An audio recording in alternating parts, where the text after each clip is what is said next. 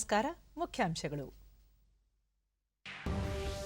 ಕೃಷಿ ಸುಧಾರಣಾ ಕಾಯ್ದೆ ವಿರೋಧಿಸಿ ರೈತ ಸಂಘಟನೆಗಳು ಕರೆ ನೀಡಿದ್ದ ಭಾರತ್ ಬಂದ್ಗೆ ಎಲ್ಲೆಡೆ ನೀರಸ ಪ್ರತಿಕ್ರಿಯೆ. ಬಾಧಿತವಾಗದ ವ್ಯಾಪಾರ, ವಹಿವಾಟು, ಜನಜೀವನ. ರೈತರಿಗೆ ಅನಾನುಕೂಲವಾಗುವ ಯಾವುದೇ ಕಾನೂನು ಜಾರಿಯಿಲ್ಲ. ಕೈಗಾರಿಕೆಗೆ ಶೇಕಡ 2% ಭೂಮಿ ಬಳಕೆ. ಮುಖ್ಯಮಂತ್ರಿ ಬಿಎಸ್ ಯಡಿಯೂರಪ್ಪ. ವಿಧಾನಮಂಡಲದಲ್ಲಿ ಭೂ ಸುಧಾರಣೆ ತಿದ್ದುಪಡಿ ವಿಧೇಯಕ ಅಂಗೀಕಾರ. ಗ್ರಾಮೀಣ ಪ್ರದೇಶದಲ್ಲಿ ಹೆಚ್ಚಿನ ಉದ್ಯೋಗಾವಕಾಶ. ಸಚಿವ ಆರ್ ಅಶೋಕ. ಮತ್ತು ಕೋವಿಡ್-19 ಲಸಿಕೆ ವಿತರಣೆಗೆ ಬಹು ಹಂತದ ಸಮನ್ವಯ ವ್ಯವಸ್ಥೆ ಜಾರಿ. ಕೊರೋನಾ ಯೋಧರು, ಆದ್ಯತೆಯ ವಯೋಮಾನದ ನಾಗರಿಕರಿಗೆ ಮೊದಲ ಅವಕಾಶ. ಕೇಂದ್ರ ಆರೋಗ್ಯ ಸಚಿವಾಲಯ. ಕೃಷಿ ಸುಧಾರಣಾ ಕಾಯ್ದೆಗಳನ್ನು ವಿರೋಧಿಸಿ ರೈತಪರ ಸಂಘಟನೆಗಳು ಕರೆ ನೀಡಿದ್ದ ಭಾರತ್ ಬಂದ್ಗೆ ರಾಜ್ಯದಲ್ಲೂ ನೀರಸ ಪ್ರತಿಕ್ರಿಯೆ ವ್ಯಕ್ತವಾಯಿತು. ಅತ್ಯವಶ್ಯಕ ಸೇವೆಗಳು ಎಂದಿನಂತೆ ಸಾಗಿದ್ದವು. ಮೆಟ್ರೋ, ರೈಲು ಹಾಗೂ ಸಾರ್ವಜನಿಕ ಸಾರಿಗೆ ವಾಹನಗಳ ಸಂಚಾರ ಎಂದಿನಂತೆ ಇತ್ತು. ಎಲ್ಲೆಡೆ ಜನಜೀವನ ಸಾಮಾನ್ಯವಾಗಿರುವ ದೃಶ್ಯ ಕಂಡುಬಂದಿತು. ಈ ಮಧ್ಯೆ ಬಂದ್ ಹಿನ್ನೆಲೆಯಲ್ಲಿ ಬೆಂಗಳೂರು ಸೇರಿದಂತೆ ರಾಜ್ಯಾದ್ಯಂತ ವ್ಯಾಪಕ ಪೊಲೀಸ್ ಬಂದೋಬಸ್ತ್ ಕ್ರಮಗಳನ್ನು ಕೈಗೊಳ್ಳಲಾಗಿತ್ತು. ನಗರದ ಮೇಖ್ರಿ ಸರ್ಕಲ್ನಲ್ಲಿ ವಾಹನ ಸಂಚಾರ ಹಾಗೂ ಜನಜೀವನ ಸಹಜ ರೀತಿಯಲ್ಲಿ ಮುಂದುವರೆದಿತ್ತು. ಯಶವಂತಪುರದ ಕೃಷಿ ಮಾರುಕಟ್ಟೆಯಲ್ಲಿಯೂ ಸಹ ಬಹುತೇಕ ಮಳಿಗೆಗಳು ಎಂದಿನಂತೆ ವಹಿವಾಟು ನಡೆಸುತ್ತಿದ್ದ ದೃಶ್ಯ ಸಾಮಾನ್ಯವಾಗಿತ್ತು. ರೈತರು ಮಾರುಕಟ್ಟೆಯಲ್ಲಿ ತಮ್ಮ ಉತ್ಪನ್ನಗಳನ್ನು ಮಾರಾಟ ಮಾಡುವುದು ಕಂಡುಬಂದಿತು.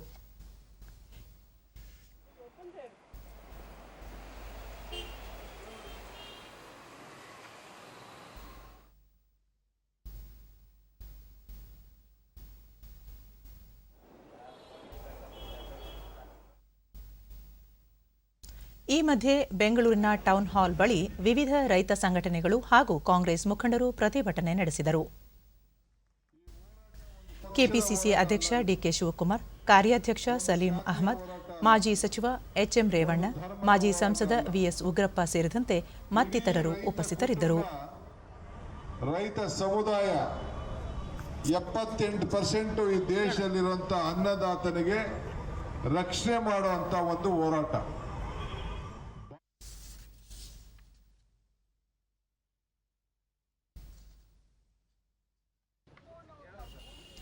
ಶಿವಮೊಗ್ಗ ಜಿಲ್ಲೆಯಲ್ಲಿ ರೈತಪರ ಸಂಘಟನೆಗಳು ಕರೆ ನೀಡಿದ್ದ ಬಂದ್ಗೆ ಸಾರ್ವಜನಿಕರು ನೀರಸ ಪ್ರತಿಕ್ರಿಯೆ ವ್ಯಕ್ತಪಡಿಸಿದರು. ಕೆಲ ರೈತರು ಜಿಲ್ಲಾ ಕಚೇರಿ ಎದುರು ಪ್ರತಿಭಟನೆ ನಡೆಸಿದರೂ ಸಹ ಎಂದಿನಂತೆ ಸಾರಿಗೆ ಸಂಚಾರ, ವ್ಯಾಪಾರ, ವಹಿವಾಟು ಮತ್ತು ಜನಜೀವನ ಸರಾಗವಾಗಿತ್ತು.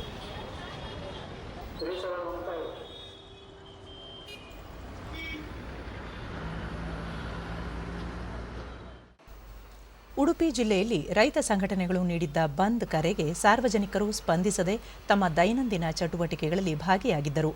ಬೆಳಿಗ್ಗೆಯಿಂದ ವಾಹನ ಸಂಚಾರ ಮತ್ತು ವ್ಯಾಪಾರ ವಹಿವಾಟು ಸಾಮಾನ್ಯವಾಗಿತ್ತು.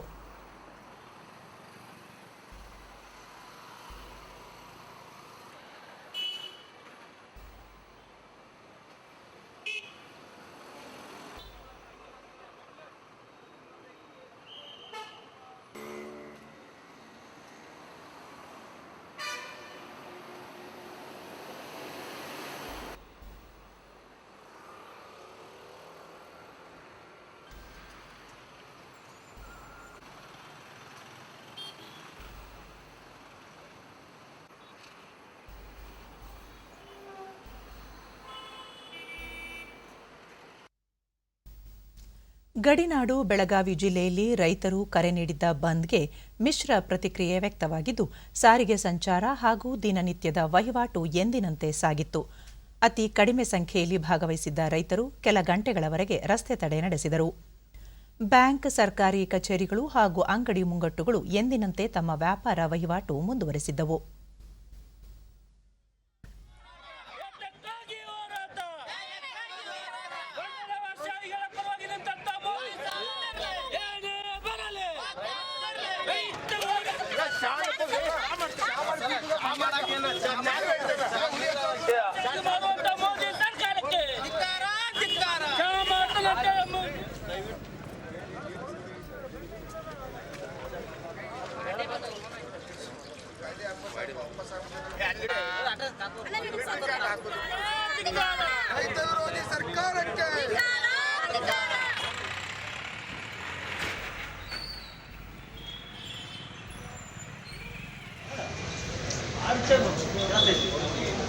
ನಾಡು ಕೋಲಾರದಲ್ಲಿ ವಿವಿಧ ರೈತಪರ ಸಂಘಟನೆಗಳು ಬಂದ್ಗೆ ಕರೆ ನೀಡಿದ್ದರೂ ಸಹ ಸಾರ್ವಜನಿಕರಿಂದ ನೀರಸ ಪ್ರತಿಕ್ರಿಯೆ ವ್ಯಕ್ತವಾಗಿತ್ತು.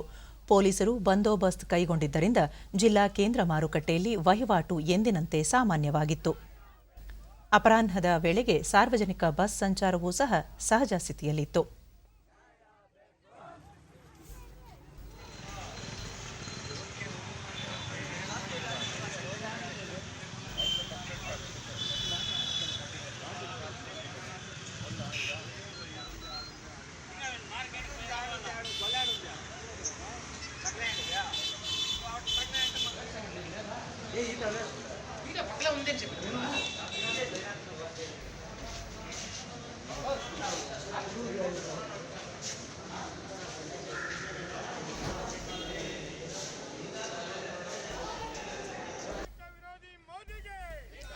ದಾವಣಗೆರೆಯಲ್ಲಿಯೂ ಭಾರತ್ ಬಂದ್ಗೆ ಜನಸ್ಪಂದನೆ ದೊರೆತಿಲ್ಲ.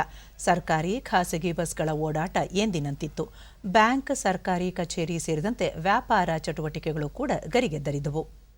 ನಗರದ ಜಯದೇವ ಸರ್ಕಲ್ ಬಳಿ ಜಮಾಯಿಸಿದ ಪ್ರತಿಭಟನೆಕಾರರು ಕೇಂದ್ರ ಸರ್ಕಾರದ ಕೃಷಿ ಕಾಯ್ದೆಗಳನ್ನು ಹಿಂಪಡೆಯುವಂತೆ ಒತ್ತಾಯಿಸಿದರು.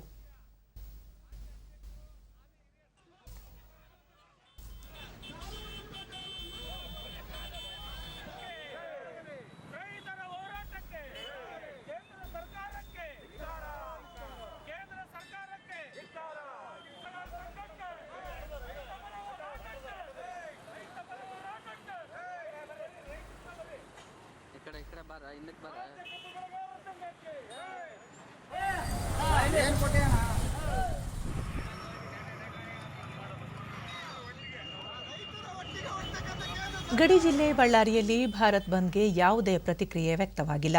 ನಗರದ ಗಡಗಿ ಚೆನ್ನಪ್ಪ ವೃತ್ತದಲ್ಲಿ ಕಾಂಗ್ರೆಸ್ ಕಾರ್ಯಕರ್ತರು ಪ್ರತಿಭಟನೆ ನಡೆಸಿದರು. ಎಂದಿನಂತೆ ಸರ್ಕಾರಿ ಹಾಗೂ ಖಾಸಗಿ ಬಸ್ಗಳ ಸೇವೆ ಇತ್ತು. ಅಂಗಡಿ ಮಳಿಗೆಗಳು ತಮ್ಮ ವ್ಯಾಪಾರ ವಹಿವಾಟು ನಡೆಸಿದವು.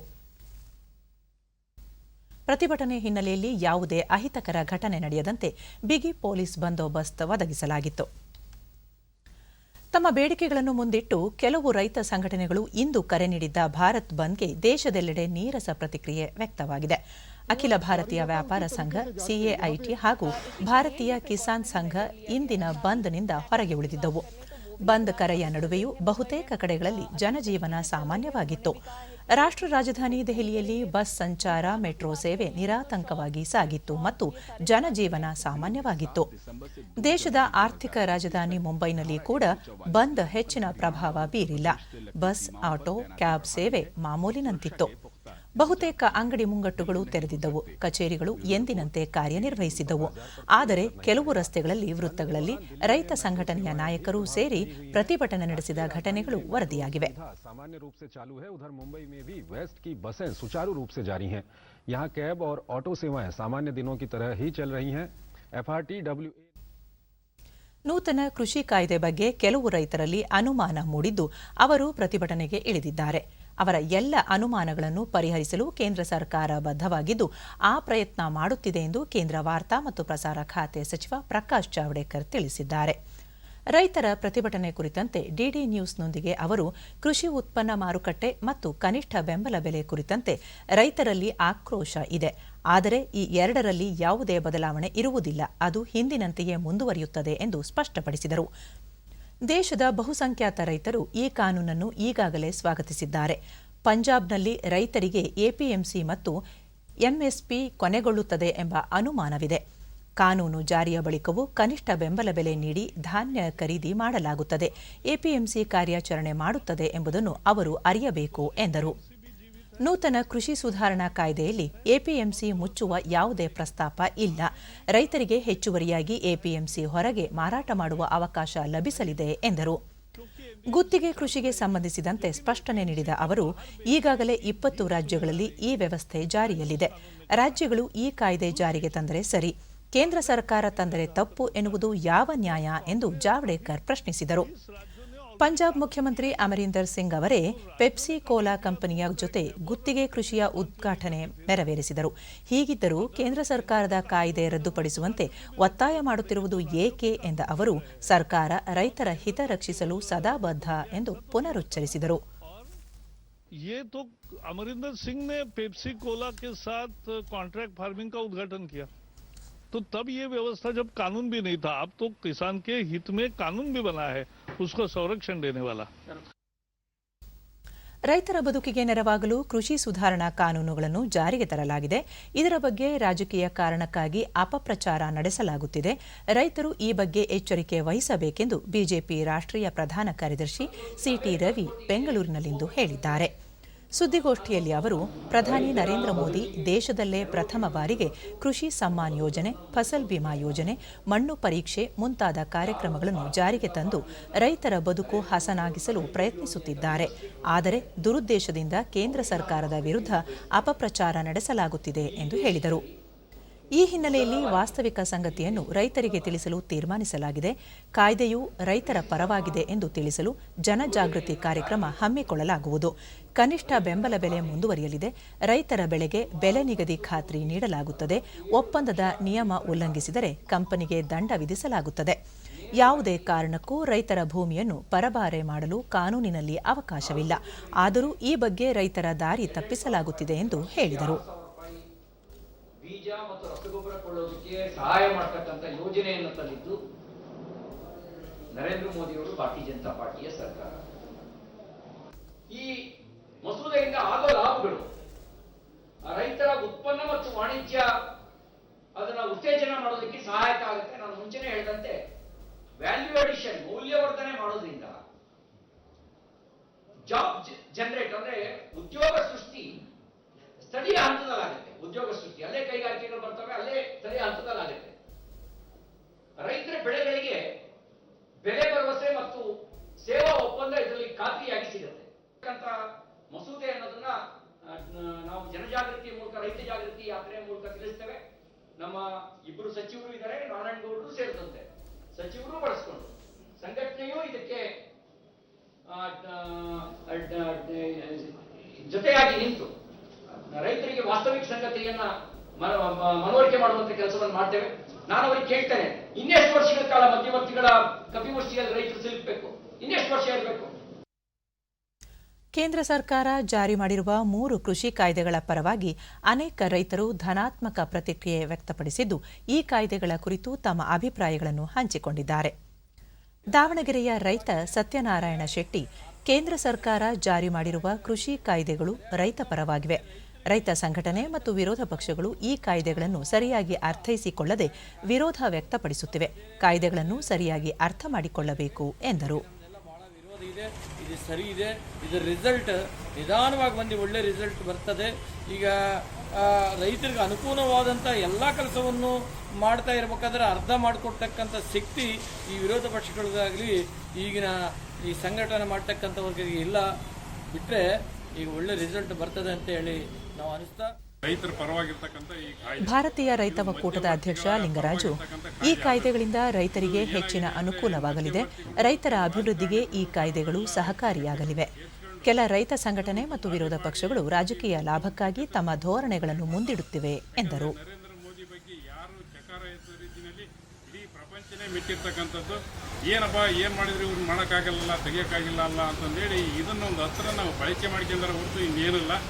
ನಮ್ಮ ರೈತರಿಗೆ ಇವತ್ತು ಮಾರುಕಟ್ಟೆಯಲ್ಲಿ ನಾವು ಮಾಲ್ ಬಿಟ್ಟರೆ ದಲಾಲರು 2% ತಗೊಂತಾರೆ, ಖರೀದಿದಾರರಿಂದಲೇ 2% ತಗೊಂತಾರೆ. ಹಿಂದೆ ಖರೀದಿದಾರರಿಂದ ತಗೋಬಾರ್ದು ಅಂತ ಇತ್ತು, ಆದರೆ ಇದು 4% ತಗೊಂತಾರೆ. ಮತ್ತೆ 2 ರೂಪಾಯಿ ಬಡ್ಡಿನೂ ಹಾಕ್ತಾರೆ. ಗೊಬ್ಬರ ಮತ್ತೆ ನಮಗೀಗ ಉತ್ತರ ಕನ್ನಡ ಜಿಲ್ಲೆಯ ರೈತ ಸುಬ್ರಹ್ಮಣ್ಯ, ಕೇಂದ್ರ ಸರ್ಕಾರ ತಂದಿರುವ ಕೃಷಿ ಕಾಯ್ದೆಗಳಿಂದ ರೈತರಿಗೆ ಮುಕ್ತ ಮಾರುಕಟ್ಟೆ ಲಭ್ಯವಾಗುವುದಲ್ಲದೆ ಬೆಳೆದ ಬೆಳೆಗಳಿಗೆ ಉತ್ತಮ ಬೆಲೆ ಸಿಗುತ್ತದೆ. ಮಧ್ಯವರ್ತಿಗಳ ವಂಚನೆಯಿಂದ ರೈತರು ಪಾರಾಗಬಹುದು ಎಂದು ತಿಳಿಸಿದರು. ಯಾಕೆ ಕೇಳಿದ್ರೆ ನಮಗೆ ನಾವು ಬೆಳೆದ ಬೆಳೆ ನಮಗೆ ಯಾವ ಮಾರ್ಕೆಟಲ್ಲಿ ಸರಿಯಾದ ಬೆಲೆ ಸಿಗ್ತದೆಯೋ ಅಲ್ಲಿ ನಮ್ಗೆ ಮಾರಲಿಕ್ಕೆ ಒಂದು ಅನುಕೂಲ ಆಗ್ತದೆ. ಇಲ್ಲದೆ ನಮ್ಮ ಮಧ್ಯವರ್ತಿಯಿಂದ ಭಾಳ ನಮಗೆ ನುಕ್ಸಾನ ಆಗ್ತದೆ. ನಮ್ಮ ಬೆಳೆದ ಬೆಳೆಗೆ ಸರಿಯಾದ ಬೆಲೆ ನಮ್ಗೆ ಸಿಗುವುದಿಲ್ಲ ಅಂತ ನನ್ನ ಮನಸ್ಸು. ನಾವು APMC ರೈತ ತಿಮ್ಮಣ್ಣ ಹೆಗಡೆ, ರೈತರ ಪರವಾದ ಈ ಕಾಯ್ದೆಗಳಿಂದ ತಮಗೆ ಅನುಕೂಲವಾಗಲಿದೆ ಎಂದರು. ಬಹಳಷ್ಟು ಬೆಳೆಗಳಿಗೆ ಏರಿಳಿತ ಕಂಡು ಬರ್ತದೆ. 10,000 3,000ಕ್ಕೆ ಬರುವಂಥದ್ದು ಇದು ಮಂಡಿಯ ದಲ್ಲಾಳಿಗಳ ಇದರಲ್ಲಿ ಬರ್ತಾ ಇತ್ತು. ಈ ಕಾಯ್ದೆ ತಂದಿದ್ದರಿಂದ ಅಂತಹ ಪರಿಸ್ಥಿತಿಯಲ್ಲಿ ಹೊರಗಡೆ ದೇಶದ ಮತ್ತೊಂದು ಜಾಗದಲ್ಲಿ ಮಾರಾಟ ಮಾಡುವಂತಹ ಅನುಕೂಲವನ್ನು ನಮ್ಮ ಕೇಂದ್ರ ಗೌರ್ಮೆಂಟು ಈ ಕೃಷಿ ಕಾಯ್ದೆಗೆ ತಿದ್ದುಪಡಿ ತಂದು ಅನುಕೂಲ ಮಾಡಿಕೊಟ್ಟಿದೆ.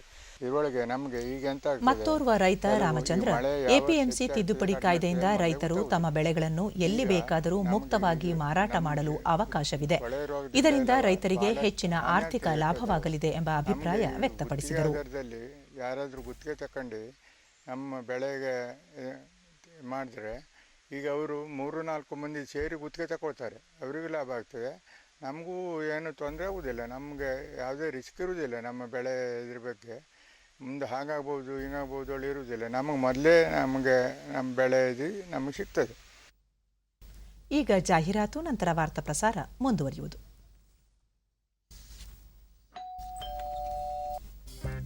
ಗಿಫ್ಟ್ ಬಂದಿದೆ. ಅರೆ ವಾ, ಲೆಜೆಂಡ್ ನ ಬ್ಯಾಟ್.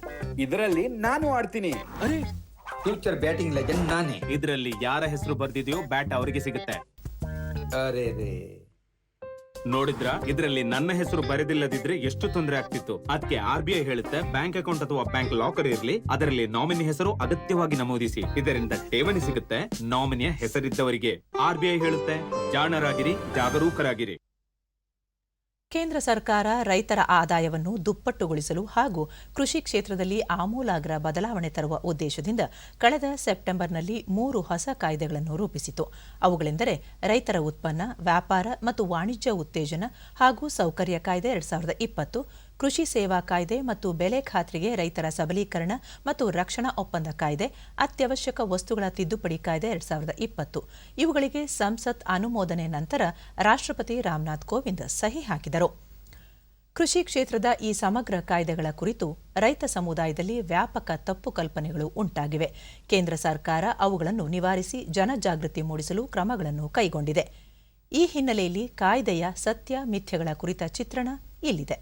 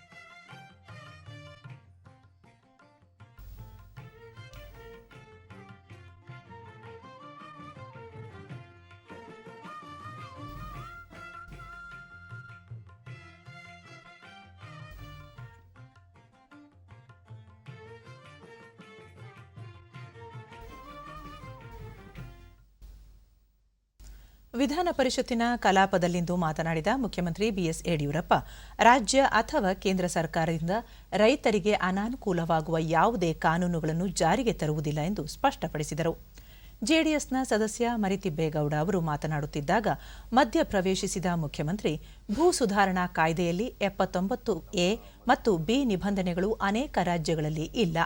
ಮಹಾರಾಷ್ಟ್ರ, ತೆಲಂಗಾಣ, ಕೇರಳ, ತಮಿಳುನಾಡು, ಆಂಧ್ರ ಪ್ರದೇಶಗಳಲ್ಲಿಯೂ ಇಲ್ಲ. ಆದರೆ ಈ ಹಿಂದೆ ನಮ್ಮಲ್ಲಿ ಇದ್ದ ಈ ನಿರ್ಬಂಧನೆಗಳನ್ನು ತೆಗೆದುಹಾಕಿದ್ದೇವೆ ಎಂದು ಸ್ಪಷ್ಟಪಡಿಸಿದರು. ನೀರಾವರಿ ಭೂಮಿ ಖರೀದಿಸಿದರೆ ಕೃಷಿ ಬಳಕೆಗೆ ಮಾತ್ರ ಬಳಸಿಕೊಳ್ಳಬೇಕು ಎನ್ನುವ ನಿಯಮ ಈಗಲೂ ಇದೆ. ಎಲ್ಲ ರಾಜ್ಯ ಅಧ್ಯಯನ ಮಾಡಿದ ಬಳಿಕವೇ ಕಾನೂನು ಜಾರಿಗೆ ತಂದಿದ್ದೇವೆ ಎಂದರು. ರಾಜ್ಯದಲ್ಲಿ 2% ಭೂಮಿ ಮಾತ್ರ ಕೈಗಾರಿಕೆಗಳಿಗೆ ಬಳಕೆ ಮಾಡಿದ್ದೇವೆ. ಕೈಗಾರಿಕೆಗೆ ಅನುಕೂಲ ಮಾಡಿಕೊಡಲು ಈ ಕಾನೂನು ರೂಪಿಸಿದ್ದೇವೆ ಎಂದು ತಿಳಿಸಿದರು. ಇಲ್ಲೆಲ್ಲೂ ಸಹ ಈ ನಿರ್ಬಂಧನೆಗಳಿಲ್ಲ. ನಂಬರ್ 1. ಎರಡನೇದು, ನಾವು ಈಗಾಗಲೇ ಸ್ಪಷ್ಟವಾಗಿ ಹೇಳಿದ್ದೇವೆ, ನೀರಾವರಿ ಭೂಮಿಯನ್ನು ಕೊಂಡುಕೊಂಡ್ರೆ ನೀರಾವರಿನೇ ಮಾಡಬೇಕು ಹೊರತು ಬೇರೆ ಅದನ್ನು ಉಪಯೋಗ ಮಾಡக்கூಡದು ಅನ್ನೋದು ಕಂಡೀಷನ್ನು ಸಹ ನಾವು ಹಾಕಿದ್ದೇವೆ. ಅದರಿಂದ ದಯಮಾಡಿ ನೀವು ಪರಿಶೀಲನೆ ಮಾಡಿ. ಇದನ್ನು ತರೋಕ್ಕೆ ಮುಂಚೆ ಎಲ್ಲ ರಾಜ್ಯಗಳಲ್ಲಿ ಹೋಗಿ ಅಲ್ಲಿ ಸ್ಥಿತಿಗತಿಗಳು ನೋಡ್ಕೊಂಡು ಬಂದಿದ್ದೇವೆ. ನಮ್ಮಲ್ಲಿರೋ ಅನೇಕ ಜನ ಈ ಪಕ್ಕದಲ್ಲಿ ಬೇರೆ ಬೇರೆ ರಾಜ್ಯಗಳಲ್ಲಿ ಜಮೀನು ಕೊಂಡ್ಕೊಳ್ತಾ ಇರುವಂಥದ್ದು ಇಲ್ಲಿ ನಮ್ಮ ಹೊಸೂರಿನಲ್ಲಿ ಹೋಗಿ ಕೊಂಡ್ಕೊಳ್ತಾ ಇದ್ದಾರೆ. ಸೊ ಅದಕ್ಕೋಸ್ಕರ ನಾನು ವಿನಂತಿ ಮಾಡುವಂಥದ್ದು, ನೀವು ಹೇಳಿದಂತೆ ಮರಿತಿಬೇಕೊಟ್ರೆ ರೈತರಿಗೆ ಅನ್ಯಾಯ ಆಗುವಂಥ, ವಿರೋಧ ಆಗುವಂಥ ಕೆಲಸ ನಾನಾಗಲಿ ನಮ್ಮ ದೇಶದ ಪ್ರಧಾನಿ ನರೇಂದ್ರ ಮೋದಿಯವರಾಗಲಿ ಮಾಡೋಕ್ಕೆ ನಾವು ಇಷ್ಟಪಡೋದಿಲ್ಲ, ಸಾಧ್ಯನೂ ಇಲ್ಲ. ಅದು ನನ್ನಿಂದಂತೂ ಸಾಧ್ಯನೇ ಇಲ್ಲ. ಎಲ್ಲವನ್ನ ಸ್ಟಡಿ ಮಾಡಿ ಈಗ ರೈತರು ಈಗೇನು ಮೊದಲಂಗಿದ್ದಾರೆ ಅಂತ ತಿಳ್ಕೊಂಡಿದ್ದೀರಾ, ಜಾಗೃತರಾಗಿದ್ದಾರೆ, ಬುದ್ಧಿವಂತರಾಗಿದ್ದಾರೆ. ಯಾವುದನ್ನು ಮಾಡಬೇಕು ಯಾವುದನ್ನು ಮಾಡಬಾರ್ದು ಈ ಕೇಳಿದ ತಕ್ಷಣ ಎಲ್ಲ ಮಾರಾಟ ಮಾಡಿಬಿಡ್ತಾರೇನು? ಕಷ್ಟದಲ್ಲಿರುವಂಥವ್ರಿಗೆ ಅನುಕೂಲ ಆಗುವಂಥದ್ದು ಮತ್ತು ಕೃಷಿ ಮಾಡೋರಿಗೆ ಅನುಕೂಲ ಆಗಬೇಕು ಅನ್ನೋ ದೃಷ್ಟಿಯಿಂದ ಯುವಕರು ಮುಂದೆ ಬರಬೇಕು ಅನ್ನೋ ದೃಷ್ಟಿಯಿಂದ ಮಾಡಿರೋ ಹೊರತು ಬೇರೆ ಉದ್ದೇಶದಿಂದ ಅಲ್ಲ. ಮತ್ತು ಇವತ್ತು ನಾನು ನಿಮಗೆ ಪದೇ ಪದೇ 2 ಸಾರಿ ಹೇಳಿದೆ, ನಾನು ಇದುವರೆಗೆ 2% ರೈತರ ಭೂಮಿಯನ್ನು ಕೈಗಾರಿಕೆ ಉಪಯೋಗ ಮಾಡಿಲ್ಲ.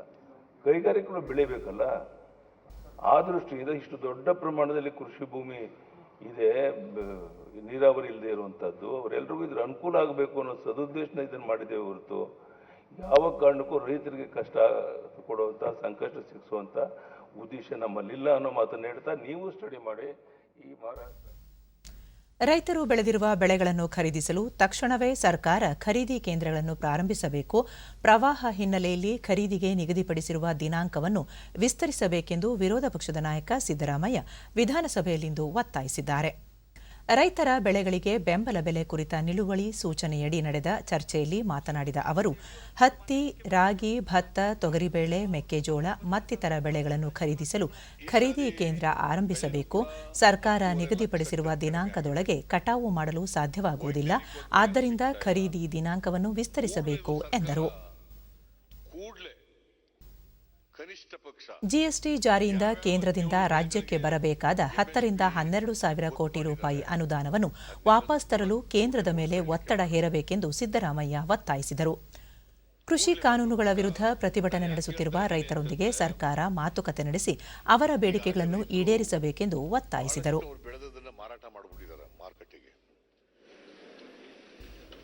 ನೀವು ಓಪನ್ ಭತ್ತ ತಗೊಳಕ್ ಮಾಡಿಲ್ಲ, ಈ ಭತ್ತ ಎಲ್ಲಿ ಮಾಡಿದಿರಿ?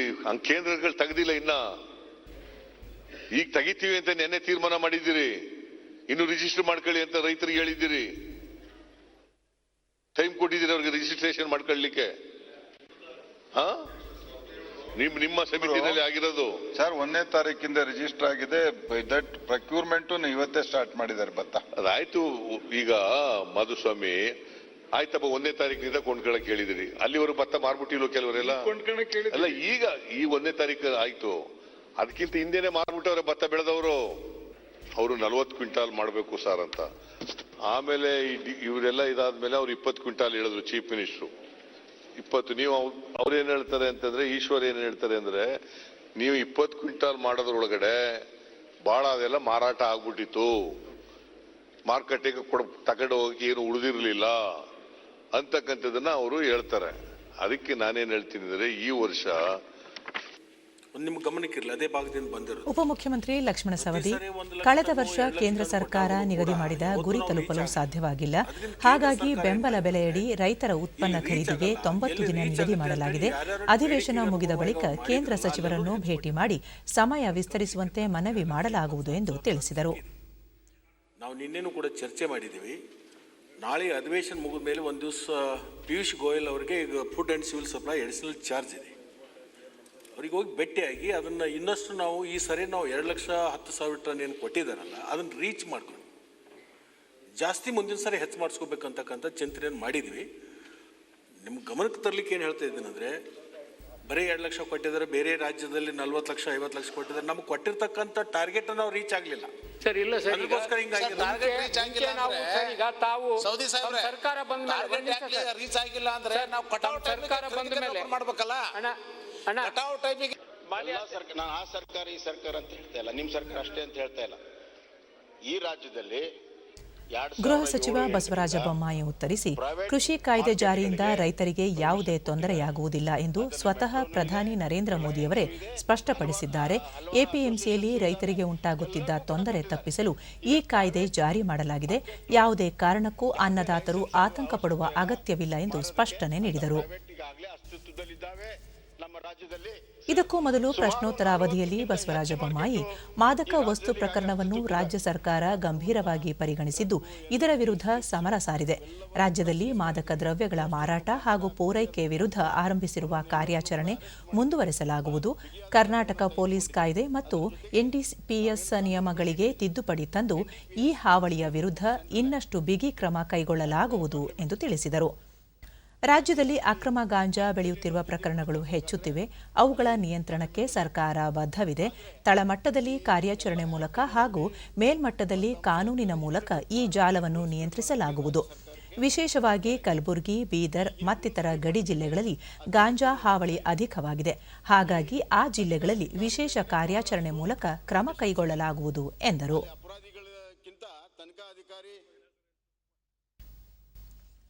ವಿಧಾನ ಪರಿಷತ್ನಲ್ಲಿಂದು ಭೂ ಸುಧಾರಣಾ ತಿದ್ದುಪಡಿ ವಿಧೇಯಕಕ್ಕೆ ಅನುಮೋದನೆ ದೊರೆತಿದೆ.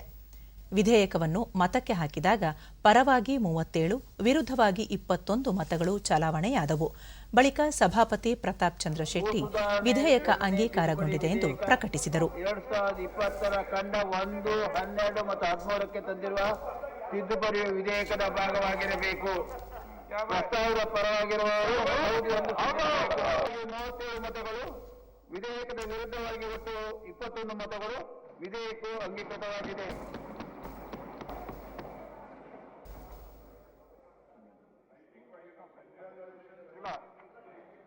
ಸಭಾಪತಿಗಳೇ ಹೇಳ್ಬಿಟ್ರಲ್ಲ ಸೋತರು ಅಂತ ಹೇಳ್ಬಿಟ್ಟು ಅದಕ್ಕೆ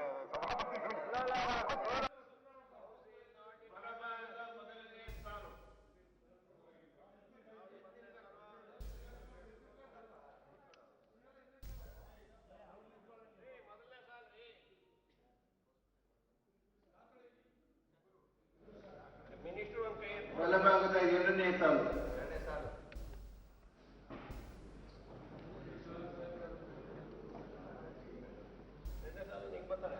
ಬಲಭಾಗದ 3ನೇ ಸಾಲು.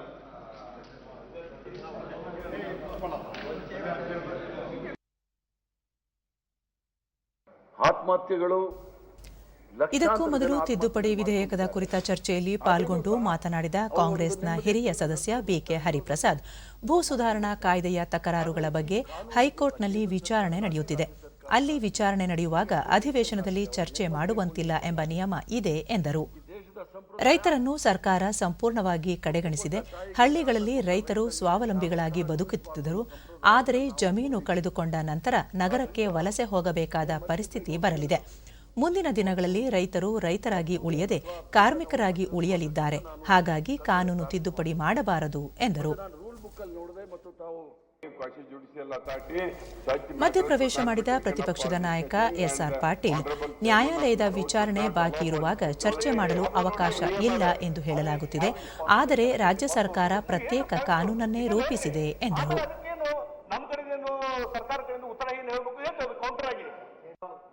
ಸಬ್ಜುಡಸ್ ಹಾಕುತ್ತೆ ಮತ್ತೊಂದು ಅನ್ನುವಂಥದ್ದನ್ನೇ ನೀವು ವಿಶೇಷವಾಗಿ ತರಬೇಕಾಗಿತ್ತಲ್ಲ. ಈಗ ವಿಧಾನಸಭೆಯಲ್ಲಿ ಚರ್ಚೆ ಆಯಿತು. ವಿಧಾನಸಭೆಯಲ್ಲಿ ಚರ್ಚೆ ಮಾಡಿ ಎಲ್ಲರೂ ರೇಸ್ ಮಾಡಿ ಅಲ್ಲಿ ಪಾಸ್ ಆದ್ಮೇಲೆ ಇಲ್ಲಿ ಬಂದದ್ದು ಈಗ. ಹಾಗೆ ವಿಧಾನಸಭೆಯಲ್ಲಿ ಇದನ್ನು ರೇಸ್ ಆಗಿಲ್ಲ, ಯಾರೂ ರೇಸ್ ಮಾಡಿಲ್ಲ. ಇಲ್ಲಿ ಮಾಡಬಾರದು. ಭಾರತದಲ್ಲಿ ಕಳೆದ ವಾರದಲ್ಲಿ ಕೋವಿಡ್ ಸಕ್ರಿಯ ಪ್ರಕರಣಗಳ ಸಂಖ್ಯೆ ಮತ್ತು ಮರಣ ಪ್ರಮಾಣ ದರ ಇಳಿಮುಖವಾಗಿದ್ದು ವಿಶ್ವದಲ್ಲಿ ಅತ್ಯಂತ ಕಡಿಮೆ ಇದೆ ಎಂದು ಆರೋಗ್ಯ ಮತ್ತು ಕುಟುಂಬ ಕಲ್ಯಾಣ ಸಚಿವಾಲಯದ ಕಾರ್ಯದರ್ಶಿ ರಾಜೇಶ್ ಭೂಷಣ್ ತಿಳಿಸಿದ್ದಾರೆ. ದೇಶದಲ್ಲಿ ಒಟ್ಟು ದೃಢಪಟ್ಟ ಪ್ರಕರಣಗಳ ಸಂಖ್ಯೆ 97,03,000ವಾಗಿದ್ದು ಇಂದು 3,83,000 ಸಕ್ರಿಯ ಪ್ರಕರಣಗಳಿವೆ. ಈವರೆಗೆ ಮಾರಕ ಕೋವಿಡ್ಗೆ 1,40,000 ಜನರು ಅಸುನೀಗಿದ್ದು ಈವರೆಗೆ ದೇಶದಲ್ಲಿ 14,88,00,000 ಮಾದರಿ ಪರೀಕ್ಷೆ ನಡೆಸಲಾಗಿದೆ ಎಂದು ವಿವರ ನೀಡಿದರು. ದೇಶದಲ್ಲಿ ಪ್ರತಿ ದಶಲಕ್ಷಕ್ಕೆ 7,031 ಪ್ರಕರಣ ದಾಖಲಾಗಿದ್ದು ಪ್ರತಿ 10 ಲಕ್ಷ ರೋಗಿಗಳ ಪೈಕಿ 102 ಜನರು ಸಾವಿಗೀಡಾಗಿದ್ದಾರೆ. ಭಾರತ ಪ್ರತಿ 10 ಲಕ್ಷ ಜನರ ಪೈಕಿ 1,07,836 ಪರೀಕ್ಷೆ ನಡೆಸಿದೆ ಎಂದು ಅಂಕಿಅಂಶ ನೀಡಿದರು. ಸಕ್ರಿಯ ಪ್ರಕರಣಗಳ ಪೈಕಿ ಮಹಾರಾಷ್ಟ್ರ 76,852 ಪ್ರಕರಣಗಳೊಂದಿಗೆ ಮೊದಲ ಸ್ಥಾನದಲ್ಲಿದ್ದರೆ ಕೇರಳದಲ್ಲಿ 59,607, ಕರ್ನಾಟಕದಲ್ಲಿ 24,786 ಪ್ರಕರಣ ಇದೆ ಎಂದು ತಿಳಿಸಿದರು. ದೇಶದಲ್ಲಿ 8 ಕೋವಿಡ್ ಲಸಿಕೆಗಳು ವಿವಿಧ ಹಂತದ ಚಿಕಿತ್ಸಾಲಯ ಪ್ರಯೋಗದಲ್ಲಿದ್ದು ಇನ್ನು ಕೆಲವೇ ವಾರಗಳಲ್ಲಿ ಬಳಕೆಗೆ ಲಭ್ಯವಾಗುವ ವಿಶ್ವಾಸ ವ್ಯಕ್ತಪಡಿಸಿದರು. ಕೋವಿಡ್ ಲಸಿಕೆ ವಿತರಣೆಯ ಕುರಿತಂತೆ ಕೇಂದ್ರ ಸರ್ಕಾರ ಯೋಜನೆ ರೂಪಿಸಿದ್ದು ತಂತ್ರಜ್ಞಾನದ ನೆರವು ಪಡೆದು ಸುಗಮ ಲಸಿಕೆ ಹಾಕುವ ಕಾರ್ಯಕ್ರಮಕ್ಕೆ ಚಾಲನೆ ನೀಡಲಾಗುವುದು. ಲಸಿಕೆ ಕಾರ್ಯಕ್ರಮ ಕೇವಲ ಕೇಂದ್ರ ಸರ್ಕಾರ ಮತ್ತು ರಾಜ್ಯ ಸರ್ಕಾರದ ಕರ್ತವ್ಯವಲ್ಲ. ಇದರಲ್ಲಿ ಜನರ ಪಾಲ್ಗೊಳ್ಳುವಿಕೆ ಅತ್ಯಂತ ಮುಖ್ಯವಾಗುತ್ತದೆ ಎಂದು ತಿಳಿಸಿದರು. ಯಾರಿಗೆ ಲಸಿಕೆಯ ಅಗತ್ಯವಿದೆಯೋ ಆ ಎಲ್ಲರಿಗೂ ಲಸಿಕೆ ಹಾಕಲಾಗುವುದು ಎಂದು ತಿಳಿಸಿದರು. ಕೋವಿಡ್ ಲಸಿಕೆ ನೀಡಿಕೆಗೆ ಬಹು ಹಂತದ ಸಮನ್ವಯ ವ್ಯವಸ್ಥೆ ರೂಪಿಸಲಾಗುತ್ತದೆ ಎಂದ ಅವರು 1 ಕೋಟಿ ಆರೋಗ್ಯ ಕಾರ್ಯಕರ್ತರು, 2 ಕೋಟಿ ಮುಂಚೂಣಿಯ ಕಾರ್ಯಕರ್ತರು ಮತ್ತು 27 ಕೋಟಿ ಆದ್ಯತೆಯ ವಯೋಮಾನದ ನಾಗರಿಕರು ಆದ್ಯತೆಯ ಲಸಿಕಾ ವ್ಯಾಪ್ತಿಗೆ ಬರಲಿದ್ದಾರೆ ಎಂದರು. और एक इलेक्ट्रॉनिक वैक्सीनेशन सर्टिफिकेट मिलेगा जिसमें QR कोड होता है और बेनिफिशियरी को ये सुविधा होगी कि वो चाहे तो इसको अपने ಕೊನೆಯಲ್ಲಿ ಮತ್ತೊಮ್ಮೆ ಮುಖ್ಯಾಂಶಗಳು. ಕೃಷಿ ಸುಧಾರಣಾ ಕಾಯ್ದೆ ವಿರೋಧಿಸಿ ರೈತ ಸಂಘಟನೆಗಳು ಕರೆ ನೀಡಿದ್ದ ಭಾರತ್ ಬಂದ್ಗೆ ಎಲ್ಲೆಡೆ ನೀರಸ ಪ್ರತಿಕ್ರಿಯೆ. ಬಾಧಿತವಾಗದ ವ್ಯಾಪಾರ, ವಹಿವಾಟು, ಜನಜೀವನ. ರೈತರಿಗೆ ಅನಾನುಕೂಲವಾಗುವ ಯಾವುದೇ ಕಾನೂನು ಜಾರಿ ಇಲ್ಲ. ಕೈಗಾರಿಕೆಗೆ 2% ಭೂಮಿ ಬಳಕೆ, ಮುಖ್ಯಮಂತ್ರಿ ಬಿಎಸ್ ಯಡಿಯೂರಪ್ಪ. ವಿಧಾನಮಂಡಲದಲ್ಲಿ ಭೂ ಸುಧಾರಣೆ ತಿದ್ದುಪಡಿ ವಿಧೇಯಕ ಅಂಗೀಕಾರ. ಗ್ರಾಮೀಣ ಪ್ರದೇಶದಲ್ಲಿ ಹೆಚ್ಚಿನ ಉದ್ಯೋಗಾವಕಾಶ, ಸಚಿವ ಆರ್ ಅಶೋಕ. ಕೋವಿಡ್-19 ಲಸಿಕೆ ವಿತರಣೆಗೆ ಬಹು ಹಂತದ ಸಮನ್ವಯ ವ್ಯವಸ್ಥೆ ಜಾರಿ. ಕೊರೋನಾ ಯೋಧರು, ಆದ್ಯತೆಯ ವಯೋಮಾನದ ನಾಗರಿಕರಿಗೆ ಮೊದಲ ಅವಕಾಶ, ಕೇಂದ್ರ ಆರೋಗ್ಯ ಸಚಿವಾಲಯ. ನಮ್ಮ ವಾರ್ತಾ ಪ್ರಸಾರವನ್ನು ನೀವು ಡಿಡಿ ಚಂದನ ನ್ಯೂಸ್ ಯೂಟ್ಯೂಬ್ ಚಾನೆಲ್ನಲ್ಲೂ ವೀಕ್ಷಿಸಬಹುದು. ವೀಕ್ಷಕರೇ, ತಪ್ಪದೆ ಮಾಸ್ಕ್ ಧರಿಸಿ. ನೀವು ಸುರಕ್ಷಿತವಾಗಿರುವುದರೊಂದಿಗೆ ನಿಮ್ಮವರನ್ನು ಸುರಕ್ಷಿತವಾಗಿರಿಸಿ. ಸರಿಯಾದ ಕ್ರಮದಲ್ಲಿ ಮುಖಗವಸು ತಪ್ಪದೇ ಧರಿಸಿ. ನಮ್ಮ ಮುಂದಿನ ವಾರ್ತಾ ಪ್ರಸಾರ ರಾತ್ರಿ 9 ಗಂಟೆಗೆ ಡಿಡಿ ಚಂದನದಲ್ಲಿ. ನಮಸ್ಕಾರ.